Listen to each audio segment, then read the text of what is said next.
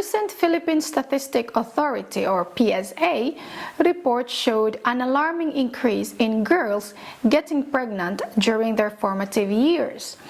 The data indicates that births to mother aged 10 to 14 years old have increased every year since 2016, even while the overall rate among all adolescents has gone down.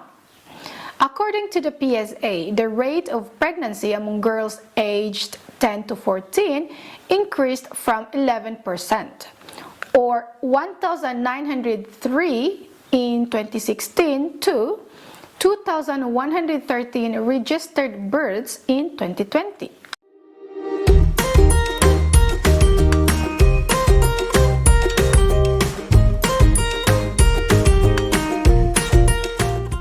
Hello my lovely ladies, welcome back to my channel. My name is July for Fine Club PH. My channel is dedicated to women.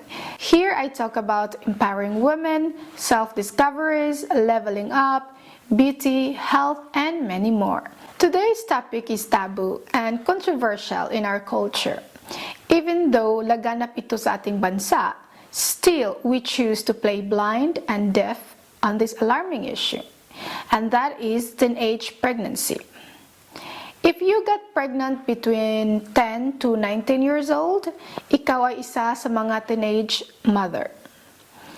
This topic is very close to my heart kasi I was once a teenager mom as well.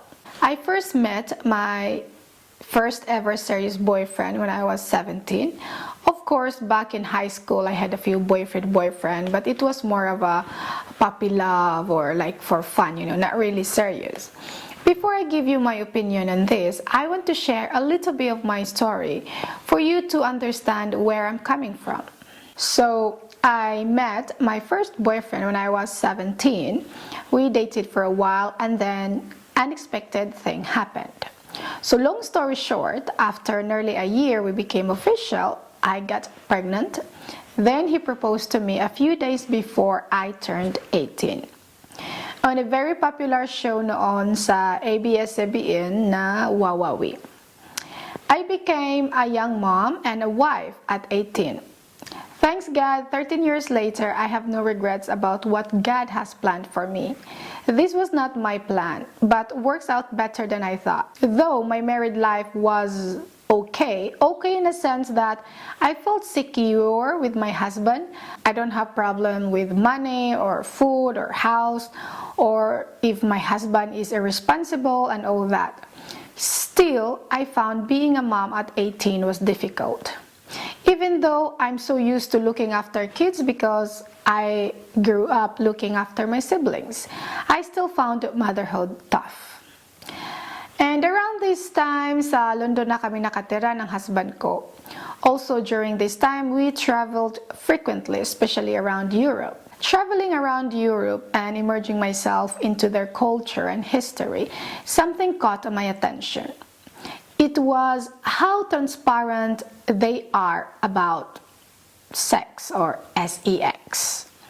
How the government, schools, and parents support young people in this world.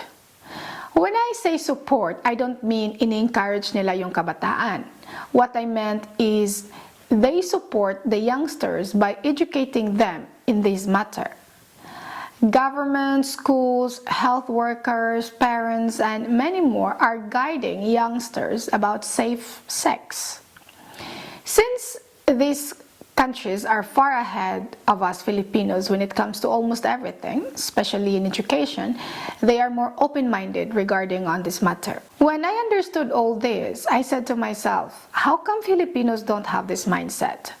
How come hindi ako tinuruan ng mama ko sa bagay na to? Sabi ko sa sarili ko, kung may support system lang sana ako noon, I would not want to be a mom at 18. I would not want to get married at 18. Don't get me wrong, I don't regret any of this. I am grateful for the life I have now. Pero there is one thing that I really wish meron pa sana ako, and that is freedom. Total freedom. Kasi once you become a mom, your life changes completely for the better or for worse. Now, sa ating kultura, most parents' best advice is abstinence to sex. No boyfriend, no sex until you get married. I understand this and I respect this advice. The only problem with this advice is that it's not touching the reality of life. This advice is mainly based sa relihiyon. At hindi lang tayo mga Katoliko ang meron nito, almost all religion forbid this. Mahaba-haba ang explanation nito kasi we have to look back in the history of humankind in terms of science and religion. Pero let me cut this in shortest and best way possible to explain this. Okay, sa mata ng siyensa at sa mata ng relihiyon, we all come to this world to multiply. The goal or plan or purpose natin is to multiply. Why? Because if you look at it in history, sa panahon ng mga sinaunang tao noon, yung wala pa tayong mga saplot, during Stone Age time, they felt much safer kung marami sila. At they can hunt better kung marami sila. Meaning, they have bigger chance of surviving kung marami sila. Isa pa, we all agree that humans are the highest form or kind of animal, right? And all animals mate to multiply. So, hindi talaga natin maikaila na nasa DNA na talaga natin ang mating. So, yung advice na no sex or boyfriend-boyfriend to avoid this problem, this has very little chance of success. I really want to emphasize this as much as I can. Ladies, especially young ladies, when you're not a virgin anymore, it doesn't make you less of a person. Isa pa, kung hindi ka na virgin, your life doesn't change much, really. Pero, kung may anak ka na, your life changes completely for better or for worse. Our culture and religion has massive impact on this topic. Kasi religion makes us feel bad or worse, dirty. For if we get into intercourse kung hindi kapakasal. First and for all, yung mga pari, di ba galing din sila sa sin? Why are they preaching or pretending to be different from all of us when we are all the same? I don't want to go into this. What I wanted to say is, don't let our religion get into your head when assessing yourself regarding this matter. Because it's not how many times or when you lost your virginity that will decide whether you go to heaven or not. It's our deeds or actions every day until our last breath that will be evaluated kung anong mangyayari sa soul natin. You know, my friends, religion is a business, whether you believe it or not. It is a business. Another fact, poor people are more religious compared to wealthy people. Why? Because they can be easily brainwashed. Don't get me wrong, I'm a strong believer of God, but not in religion. I don't waste my time going to church anymore. I pray on my own whenever and wherever I want, and have never been so connected to God until now that I pray on my own. In our culture, the biggest problem and mistakes I see is that yung mga magulang natin is trying to deny that intercourse exists. This world exists. Gusto nilang ipapaniwala sa atin na we all come from miracle, just like Jesus. No, we're not. Because Jesus ay nag-iisa lang. Or like yung mga magulang natin are like Mama Mary. Walang nangyari, walang ginawa, pero here they are, nanganak. No, again, because Mother Mary is one of a kind. Pero we all know that at the age of 7 or 8, aware na tayo sa bagay na to. Kahit hindi pa natin lubusang naintindihan how it works, pero we have an idea of what it is. You can deny this to yourself, pero deep inside you, you know what I'm talking about. Sa panahon ngayon, most parents don't have control of what their kids consume online. I think it's about time to change your mindset regarding sex and how you should handle this topic and how you can support your children in the best way possible. I really believe that as parents or older sibling, our rule is about guiding and supporting our kids or younger siblings in the best way possible. Not like telling them what to do, kundi guiding them on the journey that they want to embark on. Since this topic is taboo in our culture, I want to break this taboo and encourage parents to openly talk about this matter to their kids.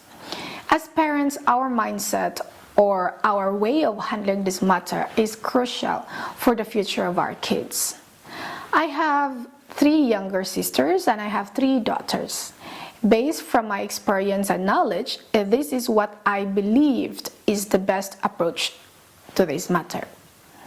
Sa mga magulang dyan, especially dun sa may mga anak na babae, instead of denying this matter to your kids and teens, acknowledge this instead and guide them in this world.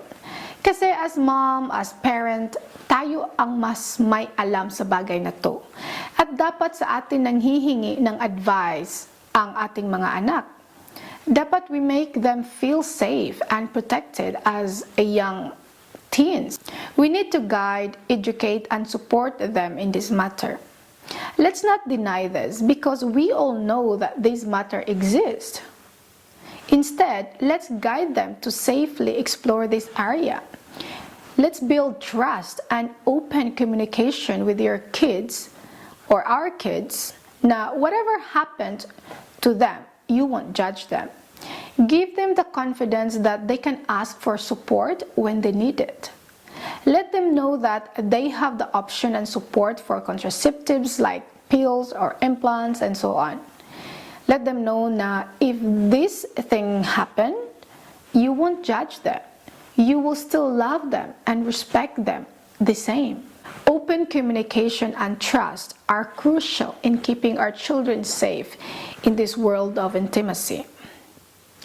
Doon naman sa mga teenager na hindi na talaga makumbinsi yung mga magulang to shift their mindset on this matter or don't have the guts to talk about this to their parents, don't worry. I will give you my best advice. And this will guide you to safely explore that world. Before I give my advice, I want you to know and really believe that whether virgin ka pa or hindi na, you are not less of a person. I want you to know that you are loved and respected. Second, I want you to be aware that if you lose your virginity, your life won't change much. Pero, the moment you bring a child to this world, your life will change completely for the better or for worse. Now, this is my advice to you all young ladies. Listen well. For you to be safe, you need to have 2 kinds of protection. First is to use a jacket or condom para maiwasan na magkasakit, from having intercourse. Second is to use some form of contraceptives like pills or implants or IUD para hindi ka magkaroon ng unwanted pregnancy. Like I said, my channel is dedicated for women. I want to let you know, ladies, that you have all the power to take control of your life, of your body. Never give the man full control when it comes to this. Pag yung boyfriend mo doesn't want to do it with condom because he doesn't like it or because it's like eating a lollipop with a cover on it or something like that, then don't do it. Especially kung yung lalaki na yan, kung yung guy na yan ay hindi pa kaya magpalaki ng anak. Hindi lang basta magpalaki, kundi mapalaki ng mabuti ang bata, mapakain ng mabuti, may pang-hospital, and all that. Sa mga parents naman dyan, this is how I believed na best way to support your growing kids. Kasi at the end of the day, exploring and understanding their body is part of their growing up. Pati naman tayo, di ba? The older we get, the more experience we have, the more confidence and knowledge we have about our body. One last thing that I really wanna say sa mga kabataan, And my mom used to tell me this and I thought, oh, sabi mo lang yan kasi ayaw mo ako mag-boyfriend, ganon. Pero, totoo pala talaga ito.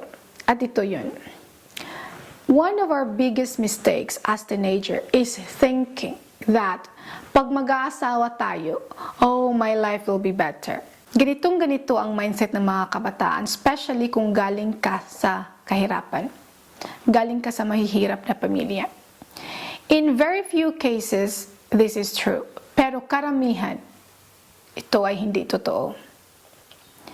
Ang pag-aasawa ng maaga, especially having kids at a young age with someone na same level pa sa'yo or same age, will never end up good. Kasi once may anak ka na, your priority will be your child, not yourself anymore. And how can you grow kung hindi mo na pinaprioritize yung sarili mo? You will be just anybody else na nagtatrabaho to survive, to provide for her or his family. I would say, based on my experience, you really only discover and understand your true self when you get to 30s. Because when you get to 30, you will look at life differently. You will have more experience and knowledge and a better job to support your family. My bottom line here is enjoy exploring this world with care, and that you won't bring another child to this world and end up maglakaw-lakaw mong anak nga walay purol. Please be mindful na ang sakit tignan when you see your child suffering and you can't do much.